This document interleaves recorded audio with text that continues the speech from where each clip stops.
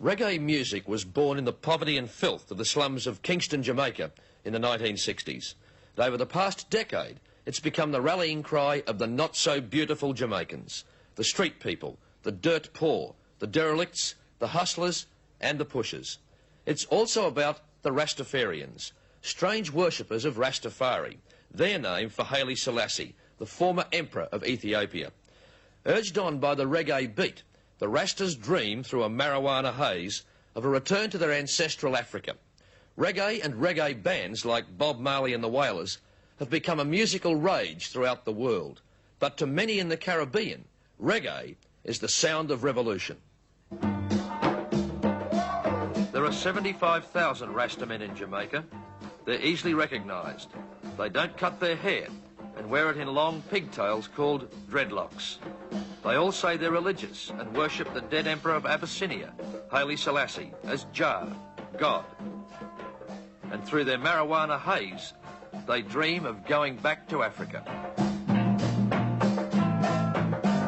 For what we're about to receive, we give thee thanks, O Jah, Rastafari. The Almighty. Fire, fire, fire, fire. Marijuana is illegal in Jamaica, but the Rastas say they smoke it because the Bible tells them to. The book of Revelation says to partake of the herb.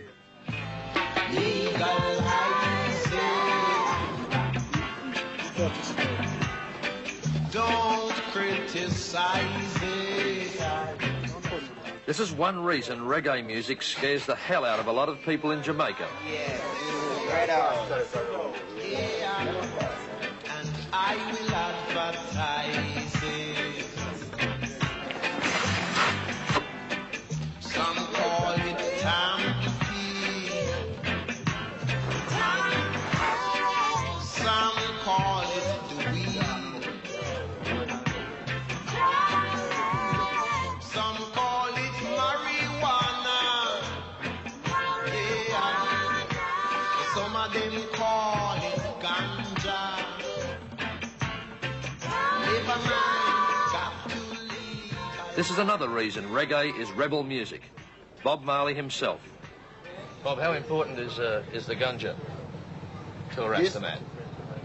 Ganja is a bird. This is herb. Herb. Does it matter to you that it's still against the law here in Jamaica? Every law is illegal.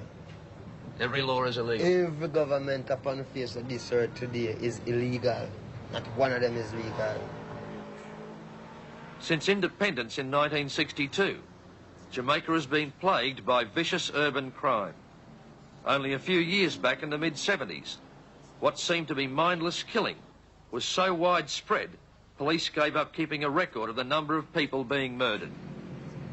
By 1974, street violence and shootings were so rampant that the Manley government felt obliged to introduce some very tough anti-gun laws.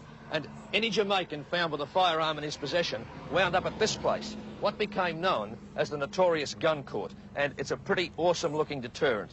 And even today, some 5 years later, there are still about 120 men inside that place. Hey man, what are you doing? Do you think any of the Rastas have been involved in the killings in Jamaica over the years, or that's somebody else? Rasta is involved in progress, in making understanding, like preaching traditional culture to the people. Rasta no killers. You have to do good before you can be a Rasta. You have to do good. If he's baddie, then you're bad. If he's goody, then you're good. What would I have to do to be a Rastafari? Well, the first you have to be born again. Born again? Yeah. Would I have to be black? Do you have a choice? If No, you have I a don't. choice, you better be black if you have a choice. But if you don't have a choice, come as what God said is, right?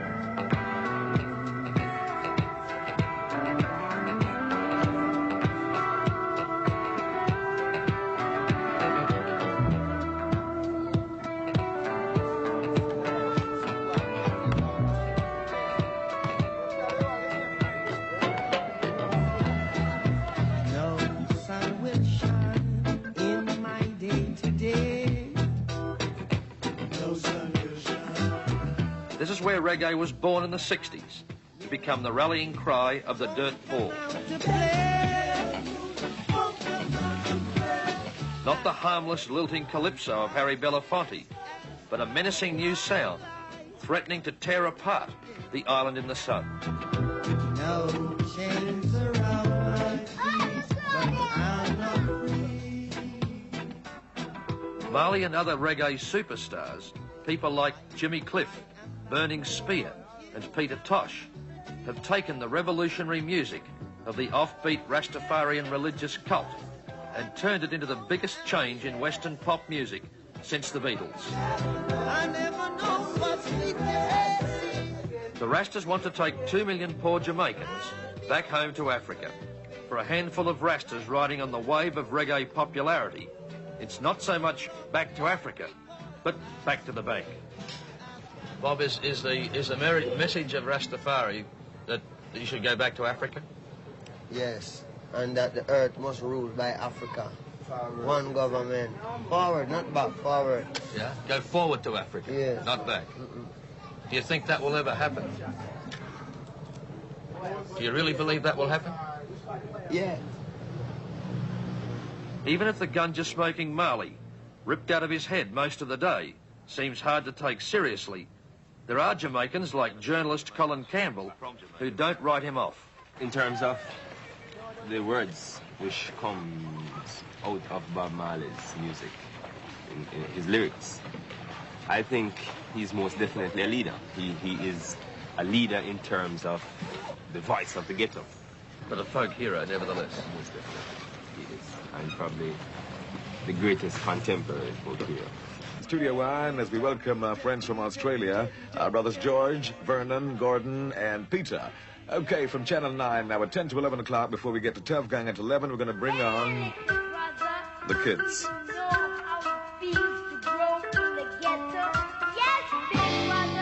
International Year of the Child, the melody makers from Tough Gang, children of Marley.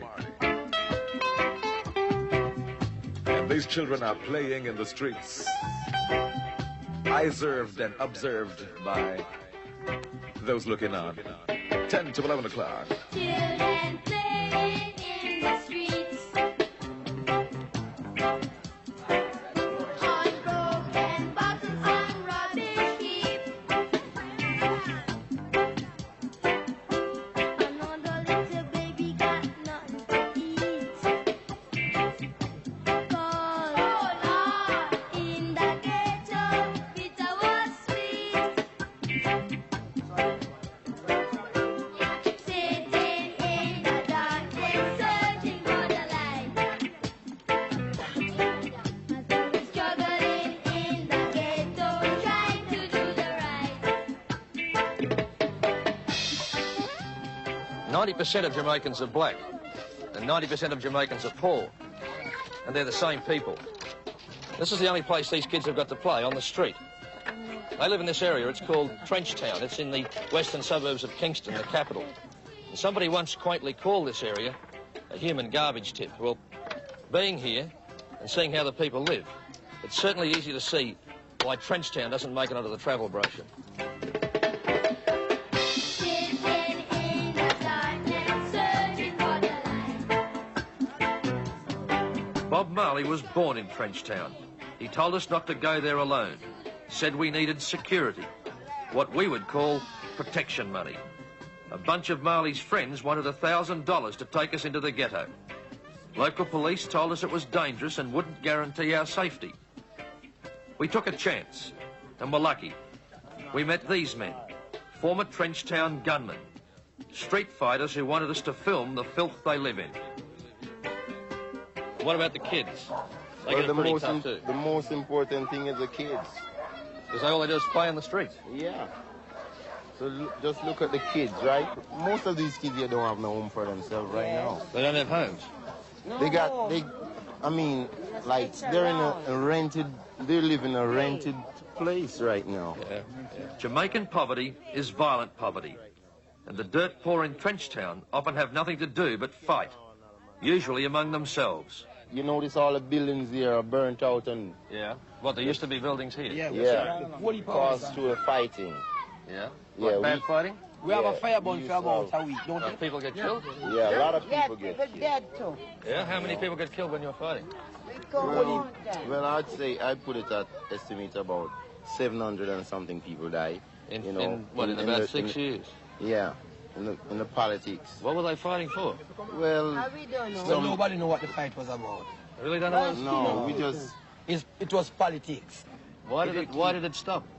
Well, it was a peace. A peace truce? yeah, the two sides call a peace treaty like and reason it out, and we had some music going on for about 3 months, and we get ourselves together. The music's pretty important. Yeah, Eh? in a feel like that, reggae music. And Reggae music's pretty important. Yeah, But you're saying that the reggae music helped you to come to a peace truce? Yeah. Well, I tell you, roughly about 5-6 years, I never went down there. And now? Yeah, if I want, I wouldn't go down there anyway. Not taking any chances. No. We're the survivors. Yes, the black survivors. But today, reggae comes not out of the filth of Trenchtown, but from here, Island House, Bob Marley's headquarters in Kingston's dress circle. These days, Marley and the Wailers are surviving nicely, from recording in tin shacks to this sophisticated studio. We're the survivors. The Gunja heads have also become business heads. Some Jamaicans think stars like Marley have sold out, that the music of the slum people has merely become music to the ears of the world's white pop promoters. But Bob reckons BMW stands for Bob Marley and the Wailers. Have you made a lot of money out of your music? Money. I mean, how much is a lot of money to you? Yeah, that's a good question. Have you made, say, millions of dollars? No. Are you a rich man? When you mean rich, what you mean? Do you have a lot of possessions? A lot of money in the bank? Position make you rich? I don't have that type of richness. My richness is life, forever. Even though the temptation is to laugh at a stoned Jamaican musician who worships a dead Ethiopian dictator, Bob Marley's view of the plight of the black man is hard to knock. The black survivors.